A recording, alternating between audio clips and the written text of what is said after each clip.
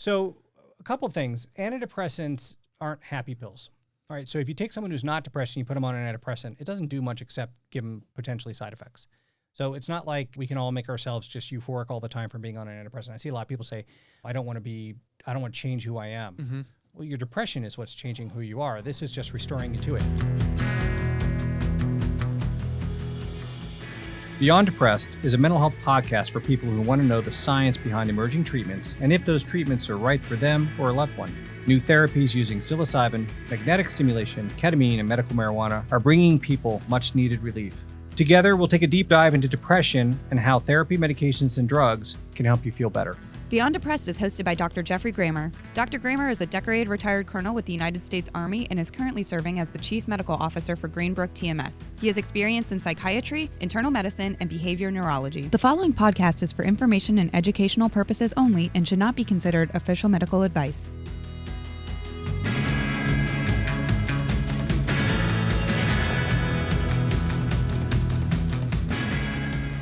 Hey everyone, Joe here, back for another episode of the Beyond Depressed podcast. Of course, I am joined by the primary reason for this podcast, the mental health expert himself, Dr. Geoffrey Grammer, here in the studio with me.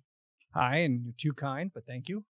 Couldn't be kind enough given the expertise that you shared in the prior episodes. And this episode, I think, is going to be maybe one of the most important in the series because so many people are on antidepressants or know somebody who's on antidepressants, but no one has any idea how they work. So, Joe, I'm curious, what do you think is the most sort of unanswered question regarding antidepressants out there amongst people? I have a little edge on that question because we've been talking pre-show, and I think it's this. It seems like to me most antidepressants are prescribed by the family doctor, and the family doctor maybe has one or two go-to antidepressants at a go-to dosage, and that's just what they're going to try everybody on first. What I think is interesting from talking to you is there's such a diversity in the types of depression. There's a diversity in the types of antidepressants, side effects, could be modestly effective for somebody, could be very effective for somebody. So the big question for me is, how does anyone select out of this, pharmacopoeia, the right antidepressant for the right type of depression? Yeah, that's a great question. And it can seem like it's a bit random and candidly, it probably shouldn't be. Just to put this in perspective, so, if you go see your internal medicine doctor or your family practitioner, that person does 4 years of med school and then 3 years of residency where they learn about adult medicine, hypertension, cardiac disease, and in there they get a little bit of psychiatry. Psychiatry, you do 4 years of med school and you do 4 years of residency, where all you do is therapy, medications, and understanding psychiatric illness. So there can be a lot of sophistication to how you select one medication over another, how you combine medications. And while a lot of people may go see their primary care and get put on a med and do great, in whom that doesn't work, it's time to go see the specialist who went to school for a long time to learn just that one thing. So, the question is, how does someone pick? And I think there are several ways. One could be like in primary care, someone may be familiar with an antidepressant and they get the dose down, they know the side effects, they know what to look out for. And so one of the most commonly prescribed antidepressants out there is something called escitalopram, or Lexapro would be the old trade name of that. And so you go see your primary care, they're like, take 10 milligrams for a couple of weeks and go to 20 milligrams, and then let's follow up and see how you do. And that actually may work for, roughly about half of people. But what do you do when that doesn't work, right? And is that necessarily the right one for you if you're not lucky enough to... Why is that 2 week rule? I've heard that a lot, like you have to take it for 2 weeks. Why is that such a common thing with antidepressants versus, other medications? You just take 2 and you're better in the morning. Well, a couple of things. Going on and coming off of antidepressants, your body has to adapt to it. Okay. And it's not necessarily dependency. I think a lot of people say, I don't want to get dependent on these. They don't work that way. Okay.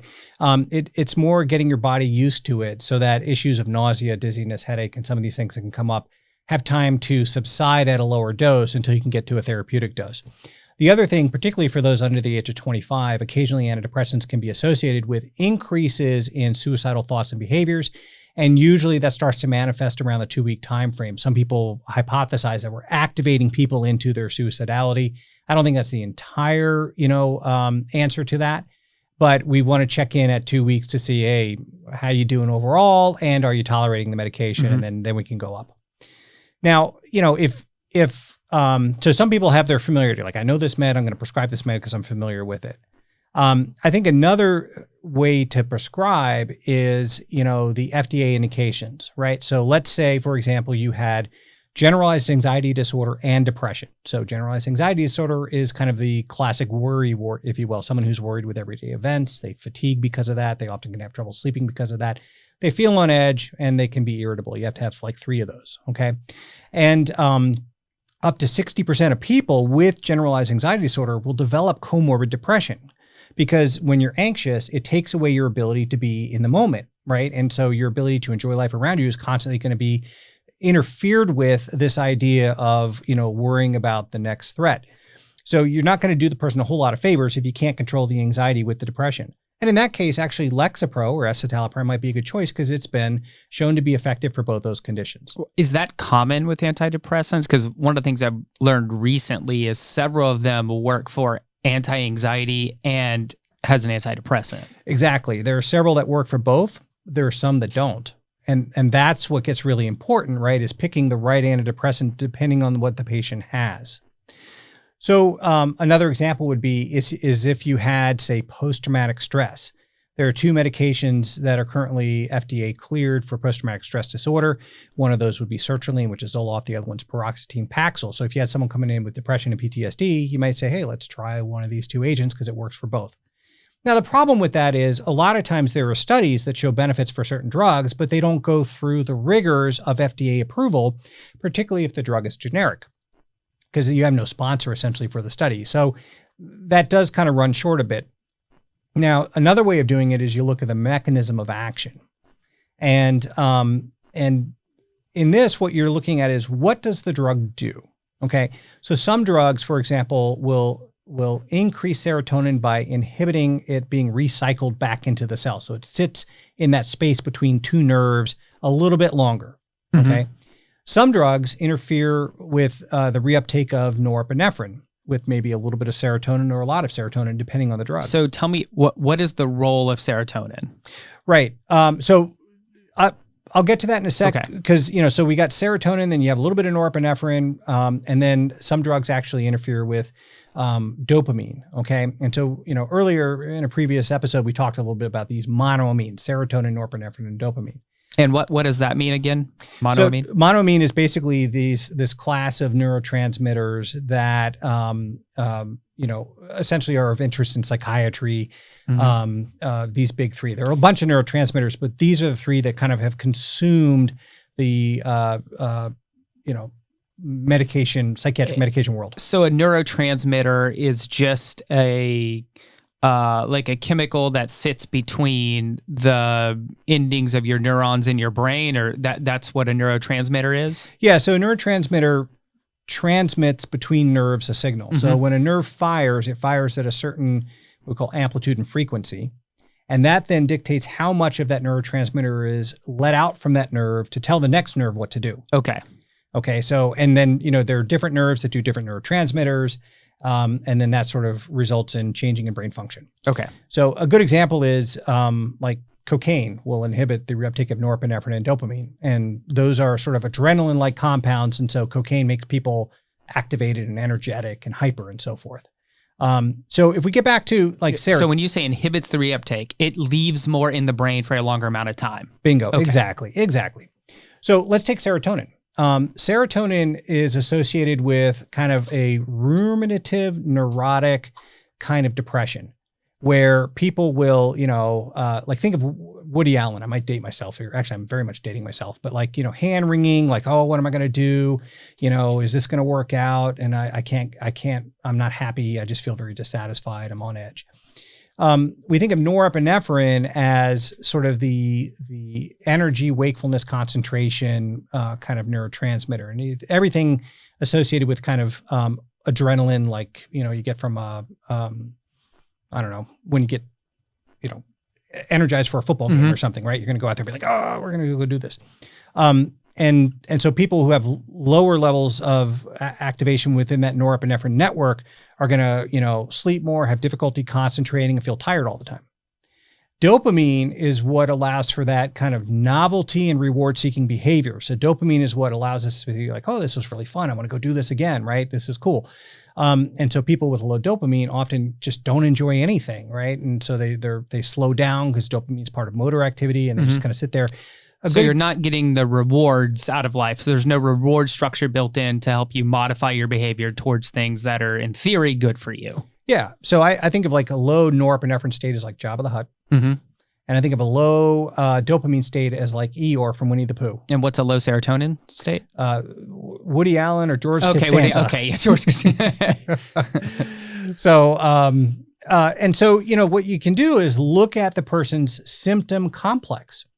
So, if someone comes in and they're like, I can't have fun, I'm tired, I'm stuck on the couch, I don't enjoy anything, and I'm sleeping 12 hours a day, right?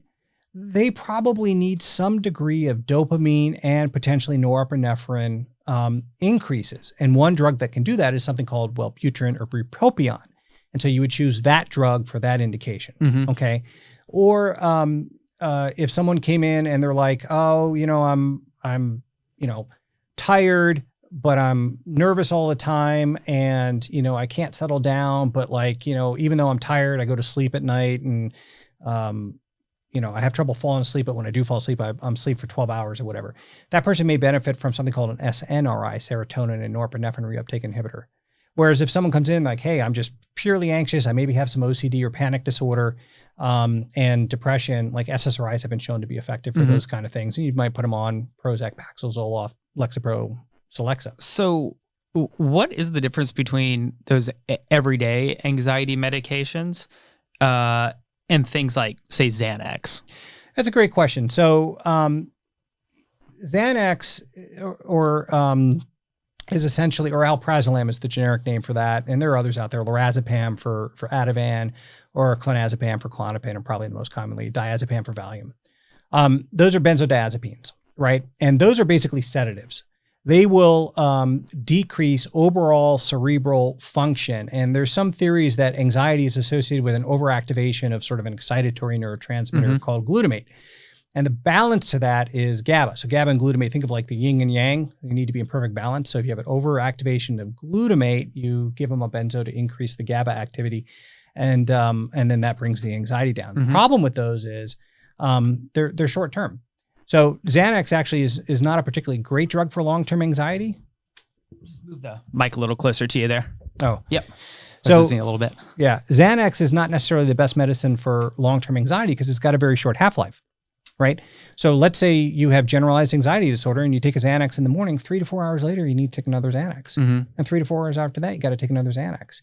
And then you start to develop tolerance to the Xanax. And so you might need a little bit more to feel that same level of anxiety relief. Now, we could talk about tolerance. It's a little more complicated than that. But, if you can get away with an everyday medication, you can prevent the anxiety from ever being an issue. In addition, there are some anxiety states, like panic disorder, where benzodiazepines have not been shown to be very effective at preventing the attack. It does decrease the anxiety between attacks. But SSRIs, like Paxil, Prozac, Zoloft, are actually extremely effective at preventing panic attacks from ever occurring. So like a good example of a more sophisticated medication solution is if you came in with new onset panic disorder and depression, I may put you on sertraline or Zoloft and Klonopin to take for a couple of weeks until the Zoloft starts kicking in. That way I'm giving you some immediate relief. So you're like, oh, wow, this is actually helping me feel better. And then, when the Zoloft starts kicking in, we can pull the Klonopin away. If you think about it, a lot of times when people start an antidepressant, one of the hardest things is it takes several weeks to work. Okay. And we can talk about why that is, but it takes several weeks to kick in. So when you start, you get all the side effects of the drug and none of the benefit. what a disincentive for staying on the med, right? So you really got to get some buy-in from someone to like hang in there for a bit, because it will, for a lot of people, it'll start working, but you got to keep taking it every day for, we used to say 4 to 6 weeks. The reality is it's probably more like 6 to 8 before you start seeing that kind of maximal effect.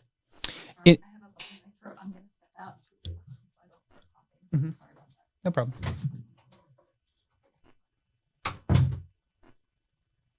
So I'll just pick us up. So it's just taking time for enough of that compound to build up in your system for your body to start to account for that it's there, or what's going on over that 6 to 8 week period? Yeah, great question. Because, we talked earlier in a previous episode about this kind of, hypothesis that depression is associated with a low serotonin.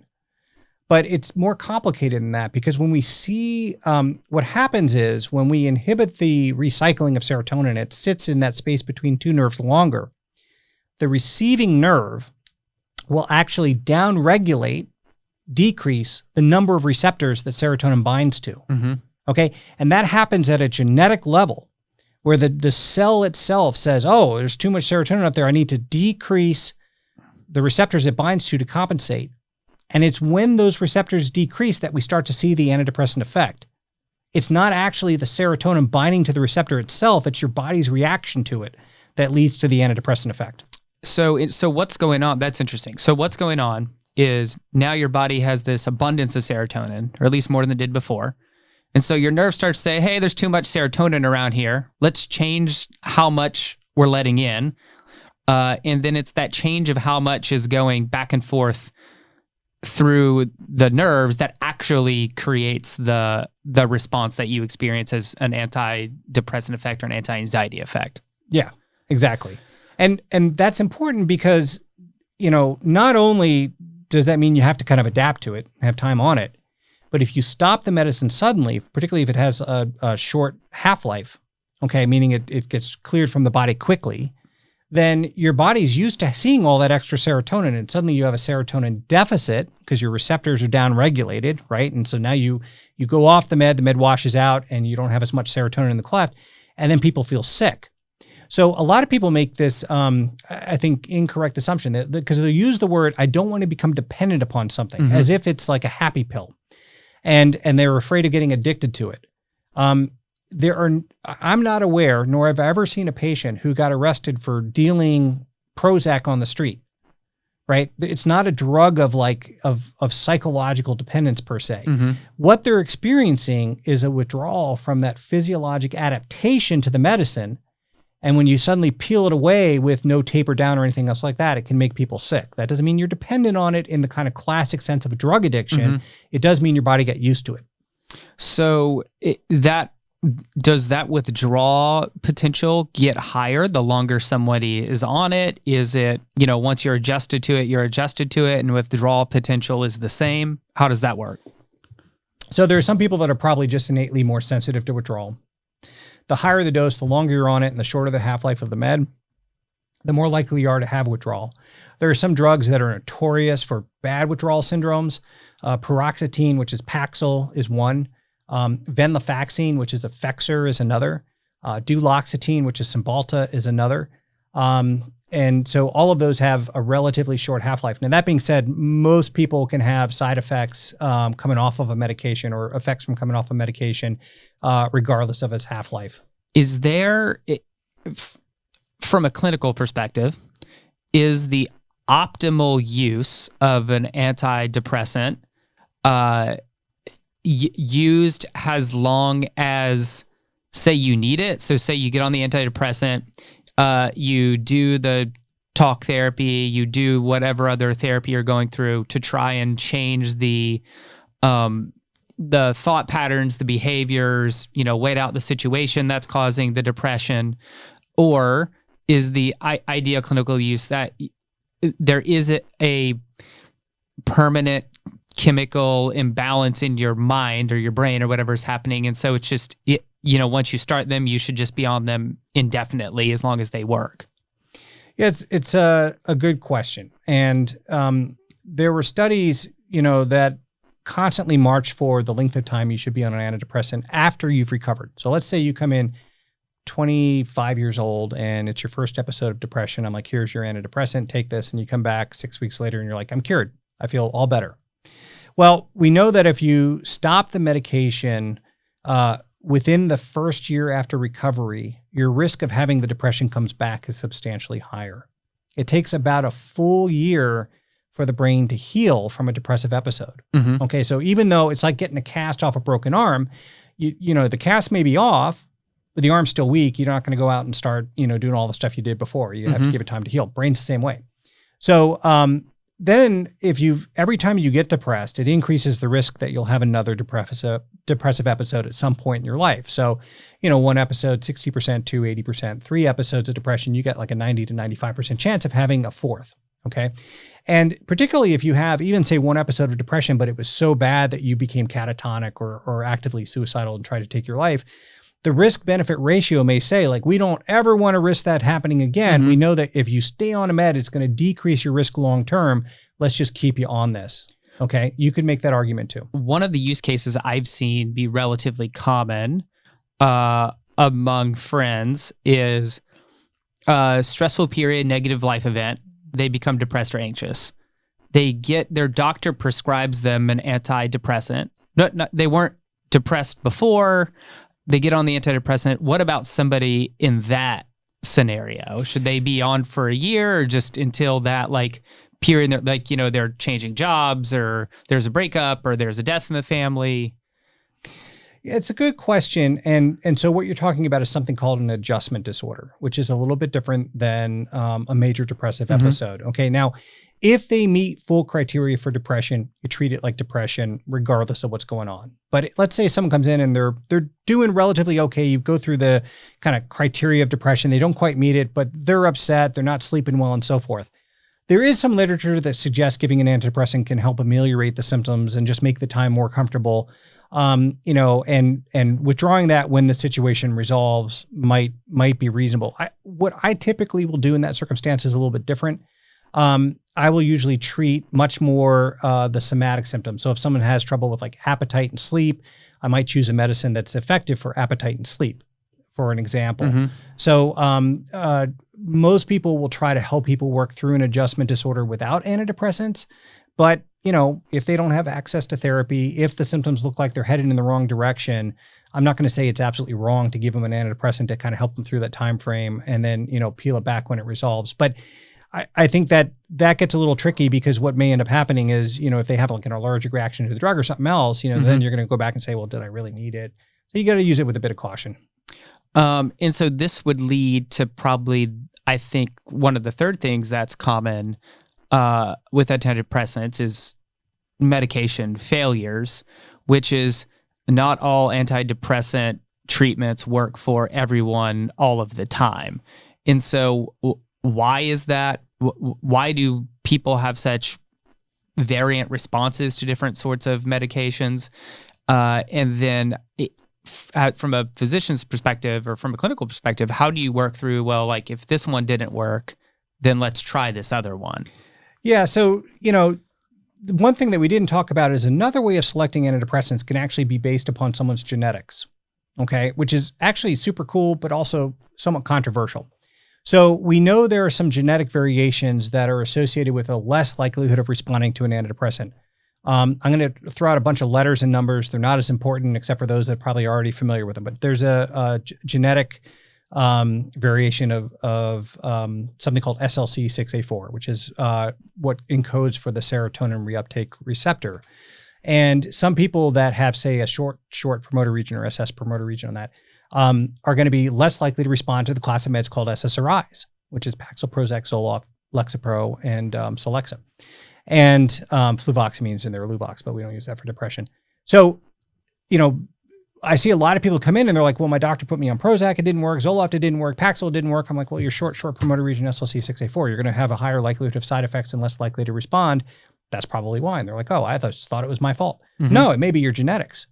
Likewise, there's another enzyme called MTHFR, which stands for methyl tetrahydrofolic acid reductase. I had to practice that in the mirror like 50 times to be able to say that. But that enzyme converts folic acid to a compound called L-methylfolate, which then binds to the enzymes that make serotonin, norepinephrine, and dopamine to turn them on. And if you don't have that enzyme working correctly, you never make enough neurotransmitter for the antidepressants to work on in the first place. So the answer is to give them what that enzyme's supposed to make, which is L-methylfolate, which is got no side effects, is essentially a water-soluble, vitamin metabolite. And your likelihood of responding increases several fold if you fix that deficit in those people with that genetic variation. So some people don't respond because they didn't get that fixed. So that's interesting. Is there the potential in the future for like an mRNA therapy that basically instructs your cells to produce exactly those compounds for you? So you're, sort of like the COVID vaccine works, except instead of producing a spike protein, you're producing an enzyme your body needs? That would be cool. I don't think we're there yet. So, this idea of being able to insert genetic code to fix different medical conditions certainly is a very exciting part of medicine. I think in psychiatry, one of the challenges is most disease states are heterogeneous, meaning it's probably no one single thing that a silver bullet can fix. And so even if you try to fix that one thing, it doesn't necessarily fix the constellation of events that led to that depressive episode. So it's a little bit more complicated, but definitely very, very cool. So, why don't people respond? Well, again, it can be your genetics. You can also choose meds based on genetics. But even with all that, we still don't entirely know everything about depression. In fact, there's a whole lot we don't know. Okay. Just the science isn't quite there yet. What we do know is no matter how many antidepressant trials you have a 30% chance of never responding, right? And every time you don't respond to a trial, your likelihood of response goes down substantially. So by the time you've been on 4 meds, the chance the 5th will work is 5%. Like, think about that. So I see people that come in, they've been on 13, 14 meds. You're down to single-digit likelihoods of responding to it ever. And at that point, you need to think, is an antidepressant the solution set for me, or do I need to look at other things? In addition, if you take 100 people and you put them on 2 antidepressants, and you take 100 people and you put them on 1 antidepressant, the outcomes are the same. More antidepressants are not better, okay, necessarily. And they may have more side effects. Now, there are absolutely people who can legitimately quibble with some of that data, but the reality is... What would be common side effects, by the way? I don't think we talked about withdrawal, but we didn't talk about common side effects. Yeah, so it depends on the class. Worsening anxiety, feeling overly sleepy or not being able to sleep enough, stomach upset, particularly nausea and diarrhea are real common. Some of the agents that affect norepinephrine can also cause constipation, which can be problematic. Sexual dysfunction is a real common one. And then finally... sexual dysfunction, inability to be sexually stimulated or being too sexually stimulated? So in men, it's usually a problem with either libido, erectile function, or a difficulty achieving orgasm, or an abnormal orgasm, something called retrograde ejaculation, which is a very painful kind of orgasm. In women, it's usually difficulty achieving orgasm and decreased libido. So, less satisfying sexual functioning. And the last one is weight gain. And what I'll tell you is, asking a patient to give up a healthy sex life or to gain weight in lieu of being depressed, I think is an unfair trade. Well, I mean, push back. What were the odds that if they were that depressed, they had a healthy sex life to begin with? Well, that's part of the argument, right? But when their mood improves, they're not going to keep taking the med. Whether you think it's a fair trade or not, the bottom line is the compliance rates if someone develops sexual dysfunction, it drops substantially. Yeah, and same for weight, because if they're not depressed and they're going out of the house, they're going to want to lose weight, get back out again. And so if the drug is keeping them on, they stop. Okay. Yeah, I used to do internal medicine, and I would tell you people would rather have a heart attack or rather give up a chemotherapy agent than have to gain weight or have sexual dysfunction at times. I mean, it's just, those are things that I think it's unfair to ask people to tolerate. And the thing is, we have meds that are less likely to cause those side effects. So that's another selection choice. So if someone gains 40 pounds on Lexapro, well, Wellbutrin is actually associated with a modest amount of weight loss, for example. One of the common fears I hear people voice about starting an antidepressant is that it will change their ability to feel things in their life. They won't feel as happy. They won't feel as sad. They won't feel as whatever about things that they think they should have strong emotions about. So a couple things. Antidepressants aren't happy pills. All right. So if you take someone who's not depressed and you put them on an antidepressant, it doesn't do much except give them potentially side effects. So it's not like we can all make ourselves just euphoric all the time from being on an antidepressant. I see a lot of people say, I don't want to change who I am. Mm-hmm. Well, your depression is what's changing who you are. This is just restoring you to it. A good metaphor is, think of it like taking Motrin for a bad knee. If you take Motrin and nothing hurts, it doesn't do anything except maybe upset your stomach. But if your knee does hurt all the time, it keeps it from hurting all the time. However, if your knee is hurt and you take Motrin and you fall on your knee, it's still going to hurt. Mm-hmm. Antidepressants are the same thing. If something bad happens in your life, you're still going to feel sad. Now, there are some people that can have a sense of graying out, almost like a zombie-like effect from certain antidepressants. Probably the SSRIs are most likely to cause this. Those are sort of the older of the new generation of drugs. Again, I'll keep saying these over and over again. Paxil, Prozac, and Zoloft being the most commonly prescribed, Lexapro and Celexa. And, one theory as an example of what can happen is serotonin may actually influence the amount of dopamine that goes to the pleasure center of the brain. The nucleus accumbens is the area where that's called. And so, there's people who will take an antidepressant, and what it does is it blunts that pathway. So they may not feel depressed, but you've also taken away their ability to feel joy, right? Could that lead to more risk-taking behaviors, or actually quite the opposite, because there's no motivation to do anything just because you're like, yeah, why bother? Yeah, exactly. Not happy. Exactly. Sit here. Okay. And so, again, this is a good example of where, I think that's an unfair trade-off for someone to make. So there are different ways to contend with that. And you can either change the drug to a drug that's less likely to cause that, or you can augment with an evidence-based augmentation strategy. And so one of the cool things that's happened in the last 10 to 15 years now, is, we have this new class of medications that we use. They're older drugs, but we use them for antidepressants augmentation now, called the atypical antipsychotics. Now, don't get caught up on the name. That's just the class and the molecular structure and stuff like that. But at low dose, those agents can actually sometimes increase the dopamine transmission, and that can help offset some of that apathetic syndrome that can happen from antidepressants. In addition, of all the things that we can do to take a single antidepressant and make it work better, adding that class of medications has the most evidence with it. Within psychiatry, more of a drug is not necessarily better, and in a lot of cases is worse. There are some drugs that have sort of a inverted U-shaped efficacy curve where too low or too high is actually counter-therapeutic. You have to get the dose just right. I can't tell you how many people I see where they're like, I'm taking 120 of Prozac. After 40 milligrams, the number of people you capture is like 2%. I mean, it's just not that much.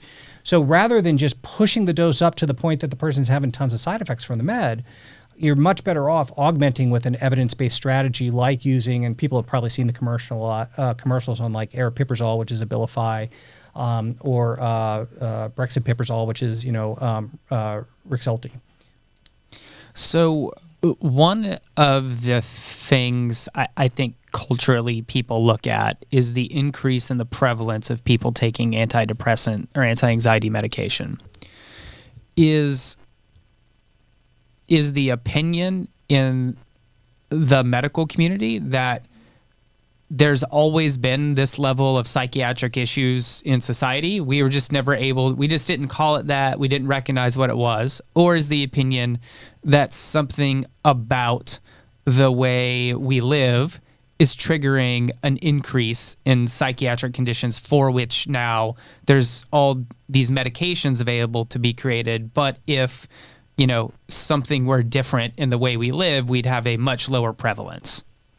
Yeah, I think that's a complicated question with a complicated answer that we could spend forever talking about, but I'll try to do it some justice. We'll take ADHD, attention deficit hyperactivity disorder, attention deficit disorder.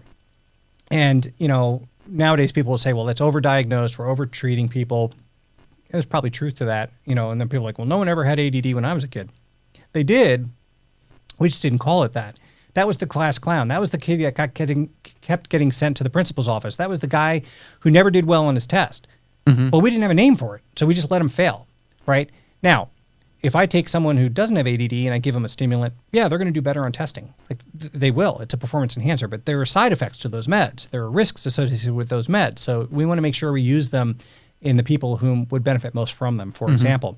And I think antidepressants and anxiety are the same thing. Like we all, probably wish we could be happier.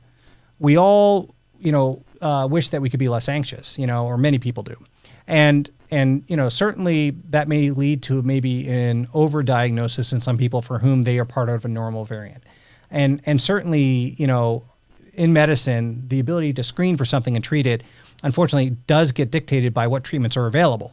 We get much more motivated when there's something we can do, and we're like, aha, your cholesterol's high and I have all these cholesterol meds, take this, right? So, I think with antidepressants, same thing. Now, that being said, I think both there's sort of, decade phenomenons occurring and then the pandemic-related phenomenons occurring that impact the prevalence rates. So we're better at detecting them, detecting diseases than we used to be. We use validated rating scales, screening tools, and so forth. Primary care is more educated about this. So I think we do a better job of identifying when people are depressed. But I also think that society can get more challenging. And while we've seen a higher prevalence, we don't know if that's because we're better at detecting it or because of the challenges associated with modern society are bringing that about. I can make an argument that the over-idealization of social media, for example, is setting up our young adults and teenagers to, look at their life with heightened scrutiny and not be able to measure up to that. On the other hand, austerity measures of World War II were nothing to, really have a whole lot of joy about when everyone was deployed overseas and things were rationed in the States. That was a tough time too. So, how much of that truly plays in a factor right now? Well, I think it doesn't help. So it definitely is worthy of conversation, but I don't know that it answers the entire equation. Now, the pandemic has been obviously pretty convincingly catastrophic because what we've seen is our ability to detect the disease and treat it hasn't changed in the last 2 to 3 years dramatically. But we've seen an exponential increase in the rates of depression and anxiety in people affected by the pandemic, which is just about everyone, right? And that can happen from, ongoing fear of the environment, cut off from social isolation, decreased ability to engage in those activities that used to bring us resiliency. Like I haven't been to a movie theater in 2 years, and I love the movies, right? But it just, they haven't been open where I'm at, and even now, whether it's worth the risk or not, I think it's something that me and my family have to continue to contend with. That affects my quality of life. So I think that's a factor as well. I think if I had to guess, I do think rates are increasing, but I think the reason that is occurring is very complex. So that's interesting you mentioned COVID because that ties into this thinking about COVID that one of its results was kind of fast forwarding society 10 years in terms of work from home, the way the economy works, people being more reliant on the internet and gig economy services. So that depression and anxiety increased when we were ramping up the amount of life that was lived online would seem to suggest that the relationship between moving away from this lifestyle where we have more direct interaction with one another, where maybe even we're getting these accidental therapeutic interactions with other people and not knowing it, is a problem, and that we're medicating into that world. Do you see the future of let me rephrase that as a better question. Where do you see the future of antidepressant medication over the next 10 years? Well, I think we're going to see alternatives to that, right? So I think antidepressant medication, like therapy and like other modalities that we'll talk about in future episodes, are different tools. And, for years and years in psychiatry, we had very few tools. We had like therapy, we'll call it a screwdriver, and meds, we'll call it a hammer. And if you didn't have a screw and you didn't have a nail like that you were dealing with, you're out of luck. Yeah.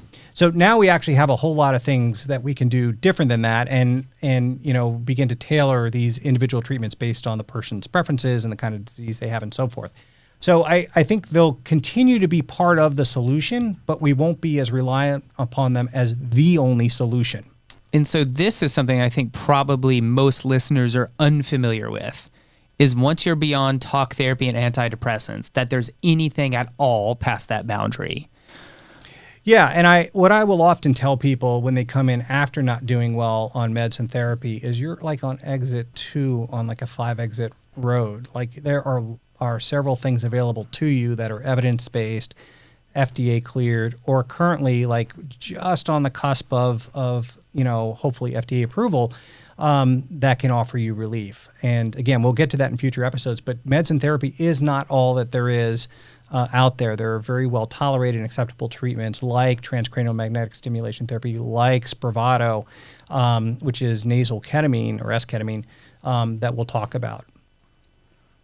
Great. I know we're about out of time. Anything else before we close? And any other important things you think that listeners should know? What should a listener do if they're taking an antidepressant right now, but they're not sure if it's the best one for them? Maybe they're experiencing some relief from it. They're getting some side effects. What should they do? Well, this is a good point. I mean, because, before in psychiatry, before we started doing these kind of rating scales as a matter of routine, we relied on a subjective report. And a lot of patients, when being placed on meds, would come in and say, I'm doing better. And people thought, a lot of providers thought better meant cured. And what we found out when we started doing rating scales was better meant maybe going from severe to moderate severity. And that wasn't enough. That's not good enough. We really want to get people into full remission. Making your symptoms less, while important, isn't the end state. The mission is remission, so to speak. And so if you're on meds and you either have side effects that you are you find unacceptable, or if you still have residual symptoms that you think aren't being controlled, it is important to talk to your provider about other treatment options besides meds and therapy. Mm-hmm. Okay. In addition, what I would really caution people against is, if you've been on more than 4 meds, like you need to have that conversation for alternative modalities now, because the likelihood the 5th, 6th, 7th, 8th is going to work, particularly work completely, starts to become less and less likely. And there are other things available. The other thing I would say is, and I said it earlier, more is not better. I see so many people maxed out on meds, and that doesn't always make the med work better. You want to be at a therapeutic target dose, and there are some ways that we can measure either serum levels, or we can base it on, again, your genetics to see how quickly you metabolize the drug, and then basically predict what your target dose might be. The last thing I'll say is, and this will be somewhat controversial, but if you have treatment-resistant depression, meaning you have not responded to at least 2 antidepressant trials, there are genetic assays available, out there. GeneSight and Genomine, probably the 2 most commonly used, but there are others. And while I will readily admit the science on those is not ironclad, the science does offer additional variables to factor into the equation of what works for you. And as long as you look at that report within the context of how much evidence is behind it, okay, it can be another valuable asset at selecting what treatment modalities and what medications might be best for you and your unique physiology. So with that, I think we're out of time. I want to thank everyone for listening in today. And, coming up, we're going to be talking about things besides medications and therapy, and that will include things like ketamine and transcranial magnetic stimulation therapy, as well as a lot of the new work going into psychedelics. So stay tuned for the next episode. Thank you. Thank you for listening to Beyond Depressed. If you enjoyed this episode and you'd like to help support the podcast, please share it with others, post about it on social media, or leave a rating and review. To catch all the latest from us, make sure to follow the podcast on your preferred podcast platform. Beyond Depressed is shot and edited in the Trailway Studio at SDS in Tallahassee, Florida. Special thanks to Greenbrook TMS. See you next week. For purposes only and should not be considered or used as a substitute for medical advice, diagnosis, or treatment. This program does not constitute the practice of any medical care or advice. None of the products or services discussed in this program suggest endorsement for your unique healthcare needs. The views expressed in this podcast are the views of the host speaker. Therefore, we advise listeners to always seek the advice of a physician or other qualified healthcare provider with any questions regarding personal health or medical conditions. If you have or suspect that you have a medical problem or condition, please contact a qualified healthcare professional immediately. If you are in the United States and are experiencing a medical emergency, please call 911 or call for emergency medical help on the nearest telephone.